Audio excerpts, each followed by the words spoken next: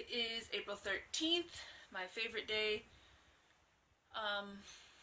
It is almost 9 a.m. I did wake up a little earlier, but it took me a while to just start moving. But the weather's good, it's sunny now, and I'm going to go do my cardio, which is only 20 minutes.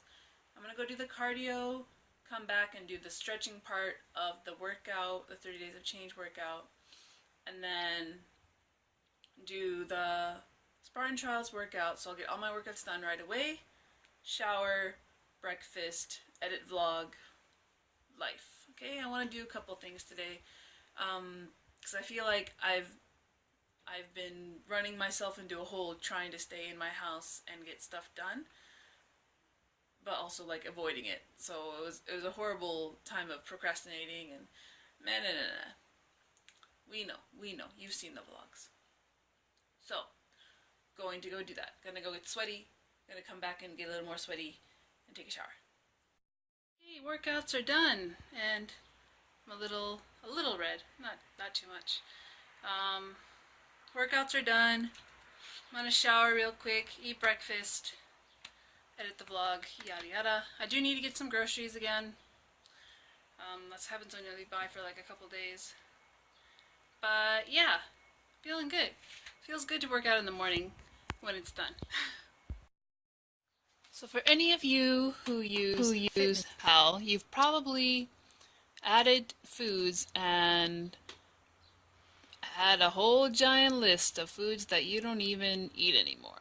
Well, unfortunately, you can't delete them from your recent list. However, you can clean up your frequent list, and I just spent a good 20 or 30 minutes clicking all these boxes and deleting everything that I don't usually eat.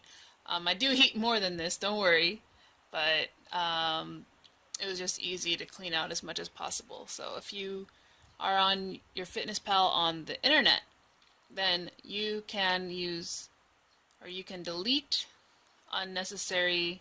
For example, we're just going to delete this, and you just delete it, and you just say bye-bye. Delete it, and then it's like, yeah, I want to delete it, that's why I clicked it. And it'll delete, and you can have a smaller, nice, cleaner list.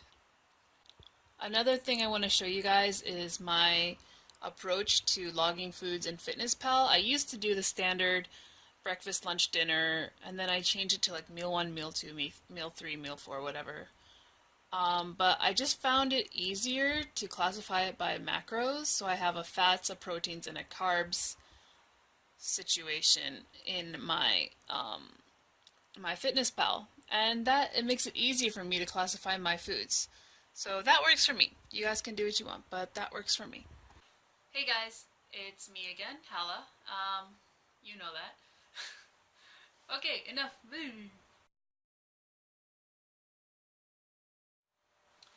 Hey guys, so it's April 13th and I'm finally ready to talk about my diet. A couple of you have asked about, what am I eating? You've seen some of my clips of food and you're like, what's going on? Why do you eat so much butter? And because butter is awesome. Basically what I've done is I've transformed my eating style to that of the ketogenic diet. And I say diet just as in, things that I'm eating. It's not a short-term or temporary thing in my mind. Basically, the ketogenic diet is a high-fat, moderate-protein, low-carb diet. I'm no expert, but I've done a lot of research, so I'm pretty confident in sharing what I'm doing on the ketogenic diet. However, there are slight variations. You have to do what you need to do for you. But I'm just going to explain what I'm doing, especially while I'm here doing Keto in Japan. So, first, should I talk about why? I think I should probably talk about why. Why am I doing the keto diet? For many reasons. Last year, I had actually tried to do a high carb diet. High carb, sort of high protein, low fat diet. I was doing the standard whatever my fitness pal said to do. I'd never changed the values or anything. But I wasn't eating processed carbs as much. I rarely had rice, even though I'm in Japan. I rarely had rice. I only had bread on occasion, and that was usually because I would go and eat Indian curry, and I love naan. Like, I was like, if I can't have naan, I can't do this. So I would have naan, and then, sometimes I would get like a snack or cookies or some English muffins. So I was still eating bread and rice, but I was eating it very rarely. And so most of my carbs, I was eating a ton of vegetables, a ton, and fruit. I was eating a lot of fruit, but not so much, because it's really expensive here for one. But for the whole year, I ate the same exact thing for lunch, which was broccoli, pumpkin, like it was kabocha, so it's pumpkin, Japanese pumpkin, and spinach, and then I would either use like Brussels sprouts or edamame, or there's some other kind of vegetable, and then I would have like a little piece of fish. And I had that lunch for a whole year. That was my like set lunch, okay? Sometimes I would substitute the fish for chicken, but fish was already like frozen into cuts, so it was super easy to make. Took like 15-20 minutes in the morning, no brainer. And with all that, last year I also started doing meal preps. But I ended up, like, I would be buying a ton of food just to hit my calorie count. Like, if I was having a good day and I was eating clean, I would need to eat so much to get my calorie count. And it's not so bad to be eating vegetables and everything all day, but I was still taking in more sugars than I was aware.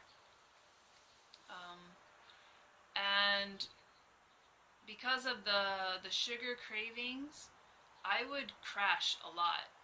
Like, a lot of people last year told me, like, hey, what's going on? Like, you don't seem like you have as much energy. And I would be like, what? No, I'm eating healthy. I'm doing good. I got energy. But maybe, looking back, now that I think about it, I don't think I did have as much energy. And it was one of those things where I would have a pretty good breakfast, a couple eggs with spinach, or if I ate breakfast, that was another thing. I tried my best to eat breakfast, but I didn't always eat it, I don't think. And then I would have my good lunch, It was filling while I was at work because I was busy, I was busy and I'd only had time to eat that. And sometimes I didn't even have time to eat it because I was talking with the students. So what would often happen is I would, have a good breakfast, have a good lunch, and then I would get these like crazy cravings, and I just, I'd be sitting at my desk, like being like, somebody better bring a snack in, somebody better bring some omiyage, and like, give me a cookie, give me something, I need a hit. And, I would look forward to those snacks at work. Most days, like, I would go home and it was funny, like, I couldn't really plan dinners well. Like, if I had extra food for dinner, I would end up eating it, like, on the weekends when I was free. So I didn't really have dinners planned, so I often bought food just on the way home. Which, if it was a good day, it was, a decent meal. I was still within calories. But if it was one of those days, it'd be like, well, I just want cookies. So, long story short, I just had a really warped relationship with food.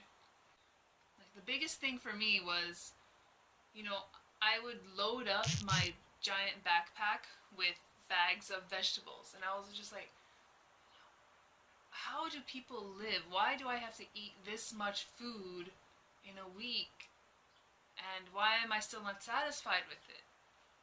So I was already over the idea of finding a quick fix diet. I wanted to find something that was sustainable, a lifestyle that I could continue without feeling, like so overwhelmed with food, with, meal preps and buying groceries. So I started doing my research. And the first thing that I came across was sugar, of course. And I watched several documentaries and, I was like, okay, sugar, that's one thing I can monitor easily. That's one thing I can focus on. That'll be my first focus. So first I started paying attention and keeping my sugars under 20 grams. Now to do that, you have to almost not eat processed foods. So through that process, like I was already weaning off, I wasn't perfectly weaned off carbs yet though. Like I still wanted chocolate, so it wasn't like a steady decline. It was a lot of this, no sugar, I need chocolate kind of thing. And before, in February was probably one of the worst months I had because I was having a few days of very, very low sugar, but then I would binge to compensate for that, and then I'd feel horrible and the cycle continues. So I took it to the next step. Instead of giving up, I took it to the next step and said, okay, I'm just gonna do low carb, because if I just keep, the sugars and all the carbs down, then maybe the cravings will stop. And it was hard. I was worried because I am in Japan, and it is the land of rice and noodles and ramen and more sweets than you think, okay? I think Japan has a very healthy diet in general, like they balance things a lot, but they use a ton of sodium, a ton of sugar, and it's very easy to just fall into that lifestyle. So again, I did my research and I found out Lawson had the low carb, low sugar foods, and during my trip, like that was my 3 experimental weeks where I was out the whole time, out of my house. So I was looking at all these different kind of restaurants and convenience stores, supermarkets, to find what was low sugar, what was low carb, what could I eat when I get back to my real life. And that was a really good time for me because I was able to gather a lot of information, and I got over my cravings. So basically, once I was adjusted to a low carb diet, I was ready to commit myself to keto. Again, I'm not gonna talk too much about the ketogenic diet itself in this video because I do think there are more informed people out there, and when I do this, I want to do a proper Keto in Japan video, so you guys can look forward to that if you're interested. But just a quick preview, since I am in Japan, a lot of things are expensive for food. Butter is super expensive. Like you guys over there, you're complaining that Kerrygold is like $4 or something. I think it's like 400 grams of butter, and this is the bulk size, and it's at least $6, or it's at like $6.50. So you have to be careful because all of these are butter margarine mixes. Some of them are just margarine. So butters over here.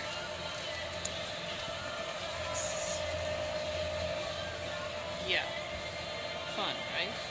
So y'all gotta stop complaining because it's hard to get butter up in here.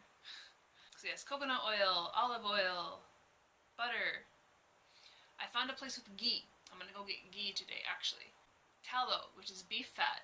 If you buy meat at the supermarkets, usually they will have little 20-30 grams little packets of beef fat that you can take for free with your meat, which is awesome. I think avocados are technically a healthy fat, so I'm going to say avocado. And my carbs, I try to keep it very simple: spinach, broccoli, asparagus, cauliflower. On occasion I'll have tomatoes and cucumbers. Lemons, you can have lemons. Then meats, of course, chicken, beef, ground beef. Oh my god. You get this itty bitty little pack, not even like 200 grams, and it's like at least $3. That's like what's one burger. But yeah, ground beef, ground chicken, chicken drumsticks and stuff, chicken with the skin on. So trying to get the more fatty meats. Again, I don't eat pork or ham or anything, so I can't get the bacon or the sausages. I have found chicken sausages, but they are also really expensive because they are halal, and the halal food is very expensive. I think that covers everything. Yeah, fats, carbs, and protein. Oh, eggs. Gotta eat your eggs. And the last thing I want to say is this is not like your temporary diet, especially not for me, because this is the first time that I've felt in control when I am around food and I look at food. I don't have any cravings for, especially not for sugar. Like, those are gone, and that's totally like, wow. So, and once you get adapted to it, you do have a lot of energy, a lot more constant energy. Like, your mind feels so much lighter because it's not, you don't get hangry. You don't get that like crazy hunger like I was back last year when I was like, somebody give me a cookie. Give me something now. And now like I can go for a pretty long time without eating, and I'll still just be like, oh, I should eat. But I'm okay. Like, I don't, it's not bad. Anyway, so that was a very all over the place kind of what's going on with my diet and Keto in Japan.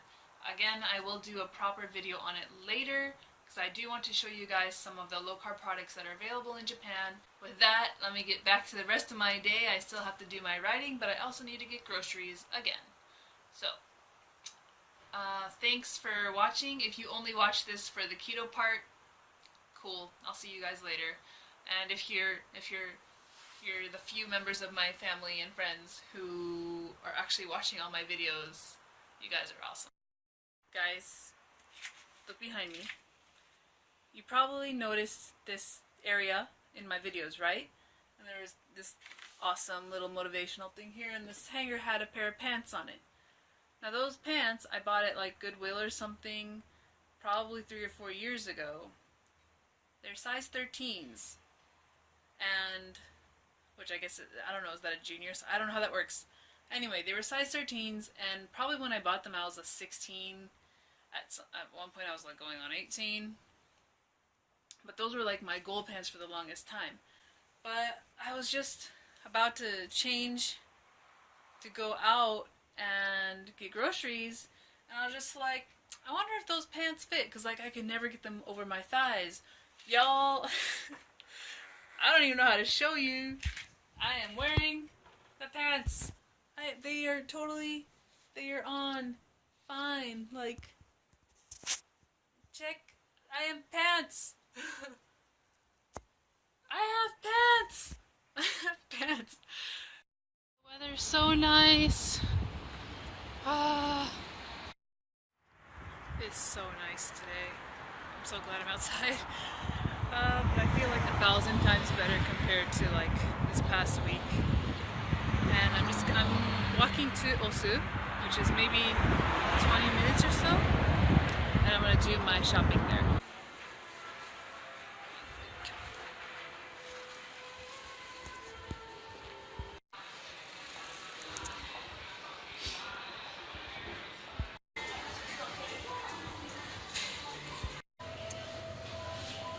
Is half a kilo of asparagus that expensive?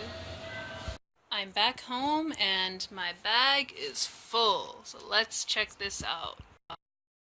Here's what I got today. All of this cost about $40, and I'll tell you why. This is a kilogram of ground beef, minced beef. It is halal, but it's the only way I can get like a a quantity of ground beef. If I bought it in individual packs, a kilogram would probably be upwards of 20 something dollars on its own. This was 1600 or 1650, so that's about $17 for a kilogram.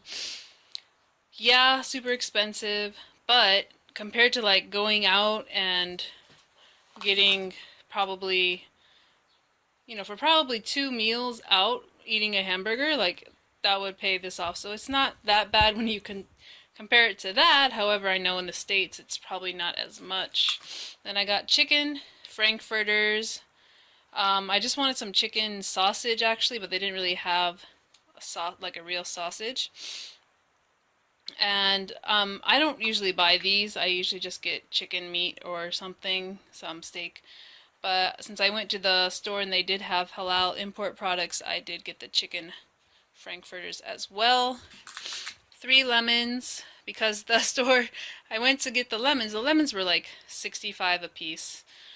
But the store didn't have any avocados, it didn't have anything. So I went to another store and got some fresh spinach because I want a salad, some tomatoes, eggs, a kilogram of frozen spinach, 2 bags of frozen broccoli, so that's another kilo, and then I got more butter. I showed you the prices. They are ridiculous. Like, this is the cheapest one. I don't know why it's even cheap, but it's still $6.50 for where can you see, 450 grams. Yeah, 450 grams. And this is the cheapest bulk butter you can get. It's ridiculous, but oh, I didn't get the ghee because it was a compound ghee. So like only 25% of it was from the actual milk, and the remaining like 75% was palm oil. Like, I'm pretty sure that's not very good.